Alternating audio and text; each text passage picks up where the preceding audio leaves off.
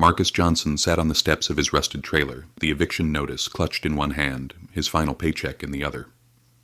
23 years of experience, 3 fuel efficiency patents, and a master's in automotive engineering, reduced to one word whispered behind his back at the workshop: intimidating. He wasn't fired for incompetence. He was fired because elite white clients were uncomfortable with a black man under the hood of their cars. As he pondered how to break the news to his 16-year-old daughter Zoe, a luxury Range Rover crawled into the dusty trailer park. Smoke billowed from the hood as it rolled to a stop. A well-dressed woman stepped out, clearly out of place in Sunset Valley Park. "Are you a mechanic?" she asked, her tone urgent but impatient. "I'm an automotive engineer," Marcus corrected instinctively. "Even better. I've got a business meeting in an hour and this thing just died." Marcus recognized the logo on the car.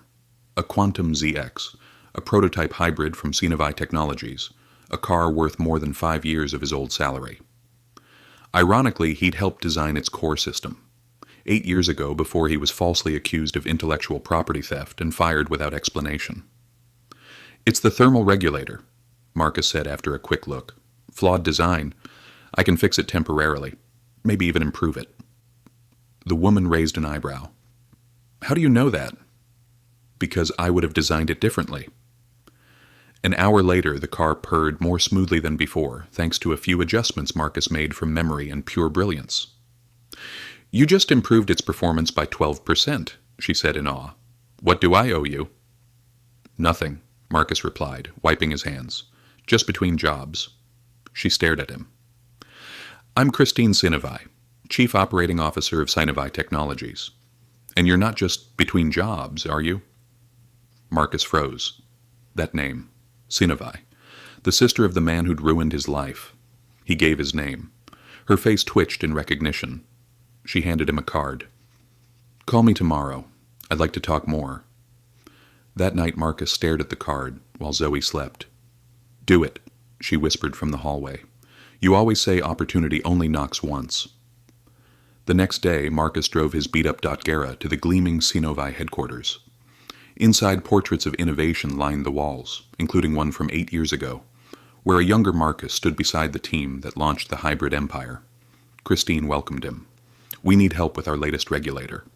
I'm offering a consulting role, generous pay, future royalties. Whatever happened before, let's move forward." But when her brother, James Sinovai, the CEO, returned unexpectedly, everything fell apart. "What is he doing here?" James barked. "This man is a thief." Christine tried to intervene, but James had Marcus escorted out by security. As he walked out, Marcus felt something slip into his pocket. It was a USB drive from Dr. Raymond Wong, Sinovai's current lead engineer. Inside were emails, memos, and proof.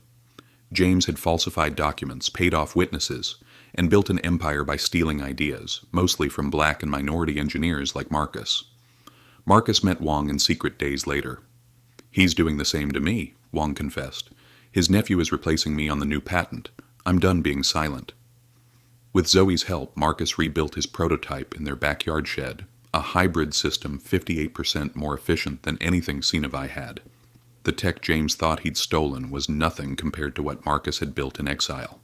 3 days before Sinovai's big product launch, Christine returned, desperate.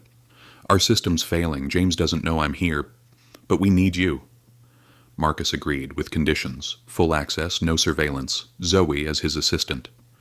Inside the lab, the two worked for 24 hours, installing Marcus's system quietly. Wong helped with access codes. The next morning, James exploded. "I told you this man is banned." "This was my call," Christine snapped. "Your system is failing. Marcus has already fixed it." When James saw the prototype results, a 58% efficiency leap, he demanded credit. But Marcus had recorded everything. Christine stepped forward. "James, your time is over. The board will see this. Your theft ends now." Later that evening, in their trailer, Zoe sat beside Marcus as he opened a letter. It wasn't just a contract. It was a partnership offer from Christine to co-lead a new division.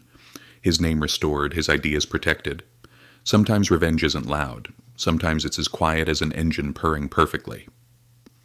Because the man who built it never stopped believing in himself.